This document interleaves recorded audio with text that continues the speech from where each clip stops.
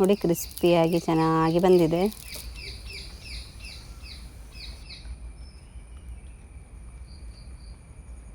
Friends, Deepavali ಬರಲಿಕ್ಕೆ ಆಯ್ತಲ್ಲ.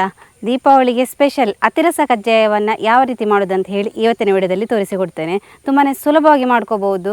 ಗಂಟೆಗಟ್ಟಲೆ ಏನು ಅಕ್ಕಿಯನ್ನೆಲ್ಲ ನೆನೆಸಬೇಕಾಗಿಲ್ಲ. ಇನ್ಸ್ಟೆಂಟಾಗಿ ಯಾವ ರೀತಿ ಮಾಡೋದಂತ ಹೇಳಿ ನೋಡುವ. ಯಾರಾದರೂ ನಮ್ಮ ಕರಾವಳಿ ಮಿರರ್ ಚಾನಲ್ನ ಹೊಸಬರು ನೋಡ್ತಾ ಇದ್ದರೆ ಸಬ್ಸ್ಕ್ರೈಬ್ ಮಾಡಿ. ಹಾಗೆಯೇ ಫೇಸ್ಬುಕ್ ಮತ್ತು ಇನ್ಸ್ಟಾಗ್ರಾಮಲ್ಲಿ ಪೇಜ್ ಇದೆ, ಅದನ್ನು ಕೂಡ ಫಾಲೋ ಮಾಡಿ. ವಿಡಿಯೋ ಸ್ಟಾರ್ಟ್ ಮಾಡುವ. ನಾನು Asha Udupa Kateel. Welcome back to Karavali mirror. ನಾನಿಲ್ಲಿ ಉಂಟಲ್ಲ ಒಂದು 3 ರಿಂದ 4 ಸ್ಪೂನ್ ಆಗುವಷ್ಟು ಒಣ ಕೊಬ್ಬರಿಯನ್ನು ತಗೊಂಡಿದ್ದೇನೆ. ಈ ಥರ ತುರಿದು ತಗೊಂಡಿರುವಂಥದ್ದು. ಸ್ವಲ್ಪ ಅದನ್ನು ಹುರಿದಿದ್ದೇನೆ, ಯಾಕಂತೇಳಿದರೆ ಅದರಲ್ಲಿರುವ ಎಣ್ಣೆ ಪಸೆ ಹೋಗಲಿ ಅಂಥೇಳಿ. ಒಂದು 1/4 ಸ್ಪೂನ್ ಆಗುವಷ್ಟು ಏಲಕ್ಕಿ, ಇಡೀ ಏಲಕ್ಕಿ ಕೂಡ ಹಾಕೋಬೋದು. ಇಡೀ ಏಲಕ್ಕಿ ಆದರೆ 3 ರಿಂದ 4, ಅಥವಾ 1/4 ಸ್ಪೂನ್ ಆಗುವಷ್ಟು ಸಿಪ್ಪೆ ತೆಗೆದ ಏಲಕ್ಕಿ. ಹಾಗೆ ಒಂದು 8 ರಿಂದ 10 ಕರಿಮೆಣಸು. ಇವಾಗ ಇದನ್ನು ಪೌಡ್ರ್ ಮಾಡಿಕೊಳ್ಳುವ. ನೋಡಿ, ಇಷ್ಟು ಪೌಡ್ರ್ ಆದರೆ ಸಾಕು. ಕರಿಮೆಣಸು, ಏಲಕ್ಕಿ ಹಾಗೆ ಒಣ ಕೊಬ್ಬರಿಯ ಮಿಶ್ರಣ. ಪರ್ಫೆಕ್ಟಾದ ಅತಿರಸ ಅಥವಾ ಕಜ್ಜಾಯ ಮಾಡಲಿಕ್ಕೆ ನಾನಿಲ್ಲಿ ಮೊದಲಿಗೆ ಉಂಟಲ್ಲ ಅಕ್ಕಿ ಹಿಟ್ಟನ್ನು ತಗೊಂಡಿದ್ದೇನೆ.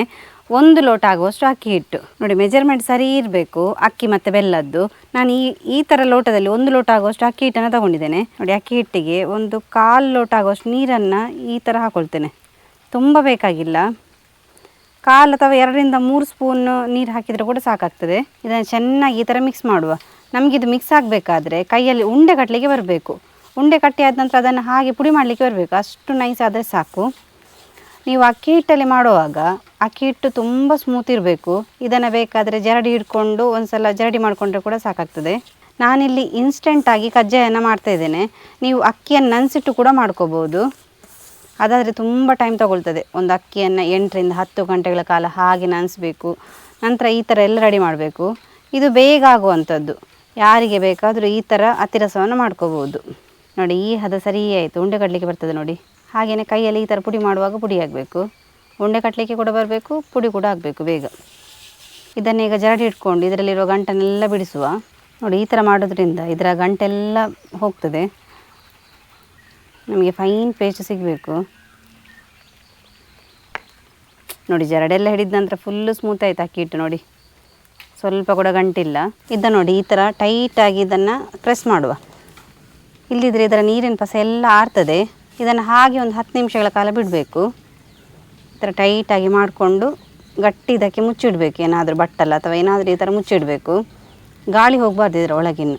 ಇನ್ನು ಕಜ್ಜಾಯಕ್ಕೆ ಬೇಕಾಗಿ ಒಂದು 2 ಸ್ಪೂನ್ ಆಗುವಷ್ಟು ಎಳ್ಳನ್ನು, ಅದು ಕೂಡ ಬಿಳಿ ಎಳ್ಳನ್ನು ಚೆನ್ನಾಗಿ ಹುರ್ಕೋಬೇಕು.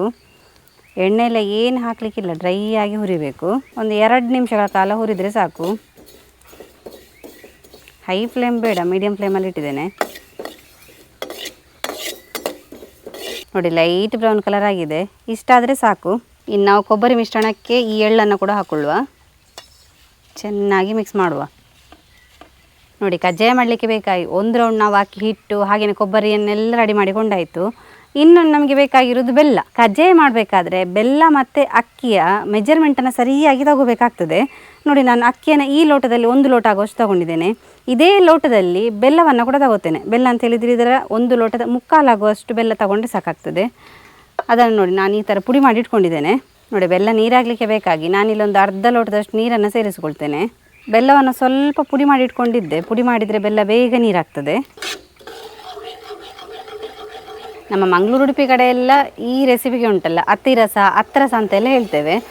ಅದೇ ನಿಮಗೆ ಬೆಂಗಳೂರು ಕಡೆ ಎಲ್ಲ ಹೋದರೆ ಇದಕ್ಕೆ ಕಜ್ಜಾಯ ಅಂತೇಳಿ ಹೆಸರುಂಟು. ನೋಡಿ, ಈ ಥರ ನೊರೆ ಬರಲಿಕ್ಕೆ ಸ್ಟಾರ್ಟ್ ಆಗ್ತದೆ. ಬೆಲ್ಲ ಪಾಕ ಬಂದಿದಾ ಇಲ್ವಾ ಅಂತ ಹೇಳಿ ಚೆಕ್ ಮಾಡುವ.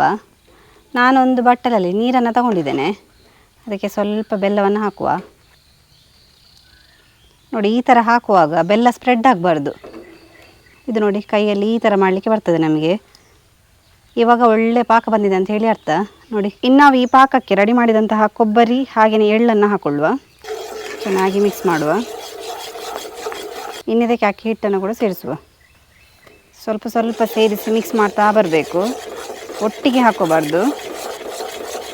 ಒಟ್ಟಿಗೆ ಹಾಕ್ಕೊಂಡ್ರೆ ಗಂಟಾಗ್ತದೆ. ಈ ಥರ ಸ್ವಲ್ಪ ಸ್ವಲ್ಪನೇ ಸೇರಿಸ್ತಾ ಬರುವ. ನೋಡಿ, ಈ ಥರ ಮಿಶ್ರಣ ರೆಡಿ ಆಗಬೇಕು. ಸ್ವಲ್ಪ ಕೂಡ ಗಂಟಿಲ್ಲ ನೋಡಿ, ಫುಲ್ ಬಿಡಿಸಿ ಆಯಿತು ಗಂಟನ್ನೆಲ್ಲ. ನೋಡಿ, ಇದನ್ನು ಹೀಗೆ ಮಗುಚಿ ಕೆಳಗೆ ಹಾಕಬೇಕಾದ್ರೆ ಈ ಥರ ಬಿಡಬೇಕು. ಆವಾಗ ಮಾತ್ರ ನಮ್ಮ ಕಜ್ಜಾಯ ಸ್ಮೂತಾಗಿ ಬರ್ತದೆ. ಈ ಹದ ಸರಿ ಇದೆ. ಇದನ್ನು ಒಂದು ಬುತ್ತಿಗೆ ಅಥವಾ ಯಾವುದಾದ್ರೂ ಗಟ್ಟಿ ಮುಚ್ಚಳ ಇರುವಂತಹ ಪಾತ್ರಕ್ಕೆ ಹಾಕಿ ಮುಚ್ಚಿಡಬೇಕು.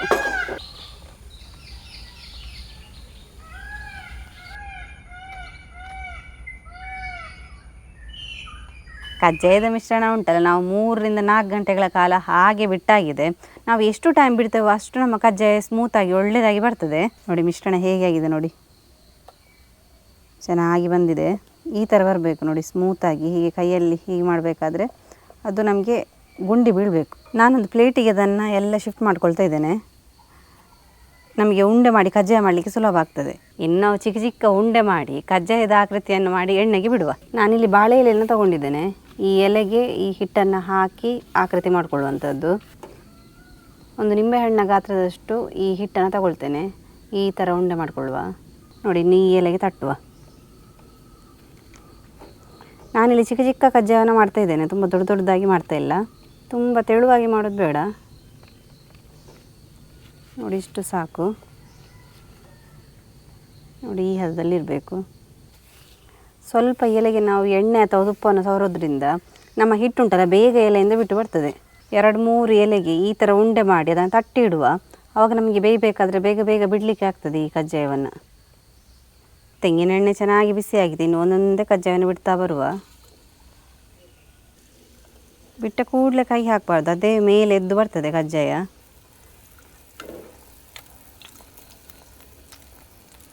ಈ ಥರ ಪೂರಿ ಥರ ಉಬ್ಬಿ ಬರ್ತದೆ ನೋಡಿ. ಸ್ವಲ್ಪ ಹೀಗೆ ಮೇಲೆ ಎಣ್ಣೆಯನ್ನು ಹಾಕ್ತಾ ಇರಬೇಕು. ಹಾಗೆ ಮಗುಚಿ ಹಾಕುವ. ಮೀಡಿಯಮ್ ಉರಿಯಲ್ಲಿ ಇಟ್ಕೋಬೇಕು. ತುಂಬ ಗ್ಯಾಸ್ ಉಂಟಲ್ಲ, ಹೈ ಫ್ಲೇಮಲ್ಲಿ ಇಟ್ಟರೆ ಬೇಗ ಕಪ್ಪಾಗಿ ಬಿಡ್ತದೆ, ಒಳಗೆ ಬೇಯುವುದಿಲ್ಲ. ಹಾಗಾಗಿ ಮೀಡಿಯಮ್ ಉರಿಯಲ್ಲಿ ಇಟ್ಕೊಂಡು ಇದನ್ನು ಚೆನ್ನಾಗಿ ಕಾಯಿಸುವ. ಸ್ವಲ್ಪ ಬ್ರೌನ್ ಕಲರ್ ಬರೋ ತನಕ ಬೇಯಿಸಿದರೆ ಆಯಿತು. ನೋಡಿ, ಇಷ್ಟು ಬೆಂದರೆ ಸಾಕು. ಇದನ್ನು ತೆಗೆಯುವ. ಈ ಕಜ್ಜಾಯದಲ್ಲಿ ಎಣ್ಣೆ ಪಸ ಇರ್ತದೆ ನೋಡಿ ತುಂಬ, ಅದನ್ನು ಹೀಗೆ ಹಿಂಡಿ ಆ ಎಣ್ಣೆನೇ ತೆಗಿಬೇಕು. ಎಷ್ಟಾಗ್ತದೆ ಅಷ್ಟು ಹಿಂಡಬೇಕು. ಈ ನಮ್ಮ ತುಳುನಾಡು ಕಡೆಯಲ್ಲಿ ಕಜ್ಜಾಯ ಅಂತ ಹೇಳಿದರೆ ಅತಿರಸ ಅಂತ ಹೇಳ್ತಾರೆ. ನಮ್ಮ ಬೇಕರಿಗಳಲ್ಲೆಲ್ಲ ಹೆಚ್ಚಾಗಿ ಸಿಗುವಂಥ ಒಂದು ರೆಸಿಪಿ. ಮನೆಯಲ್ಲಿ ಮಾಡಲಿಕ್ಕೆ ಕಷ್ಟ ಅಂತೇಳಿ ಹೆಚ್ಚಿನವರು ಮಾಡಲಿಕ್ಕೆ ಹೋಗುವುದಿಲ್ಲ, ಆದರೆ ಮಾಡಲಿಕ್ಕೆ ತುಂಬ ಸುಲಭ ಉಂಟು ನೋಡಿ. ಈ ಥರ ನೀವು ಪರ್ಫೆಕ್ಟಾಗಿ ಈ ಮಿಶ್ರಣವನ್ನೆಲ್ಲ ಹಾಕಿ ಸ್ವಲ್ಪ ಟೈಮೆಲ್ಲ ಬಿಟ್ಟು ಮಾಡಿದರೆ ಪರ್ಫೆಕ್ಟಾಗಿ ನಮಗೆ ಬೇಕರಿ ಸ್ಟೈಲಲ್ಲೇ ಮನೆಯಲ್ಲೇ ಮಾಡ್ಕೋಬೋದು ಕಜ್ಜಾಯವನ್ನು.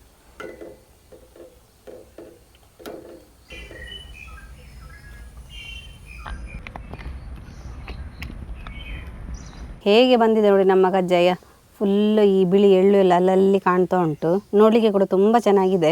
ಹಾಗೆ ತಿನ್ನಲಿಕ್ಕೆ ಅಂತೂ ಅದ್ಭುತವಾಗಿರ್ತದೆ ನೋಡಿ. ಕ್ರಿಸ್ಪಿಯಾಗಿ ಚೆನ್ನಾಗಿ ಬಂದಿದೆ ನೋಡಿ.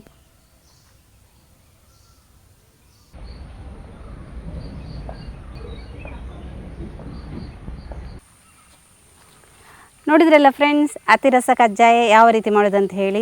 ತುಂಬಾ ಸುಲಭವಾಗಿ ಚೆನ್ನಾಗಿ ಮಾಡ್ಕೋಬೋದು. ನೀವು ಕೂಡ ಈ ವಿಡಿಯೋ ಇಷ್ಟ ಆದರೆ ನಿಮ್ಮ ಫ್ರೆಂಡ್ಸ್ಗೆ, ರಿಲೇಟಿವ್ಸ್ಗೆಲ್ಲ ಹೆಚ್ಚು ಶೇರ್ ಮಾಡಿ. ಯಾರಾದರೂ ನಮ್ಮ ಕರಾವಳಿ ಮಿರರ್ ಚಾನಲ್ನ ಹೊಸಬ್ರು ನೋಡ್ತಾ ಇದ್ದರೆ ಸಬ್ಸ್ಕ್ರೈಬ್ ಮಾಡೋದನ್ನು ಮಾತ್ರ ಮರಿಬೇಡಿ. ಹೀಗೆ ನಾವು ಇಂಟ್ರೆಸ್ಟಿಂಗ್ ವಿಡಿಯೋದೊಂದಿಗೆ ಮುಂದೆ ಸಿಗ್ತಾ ಇರ್ತೇವೆ. Thank you.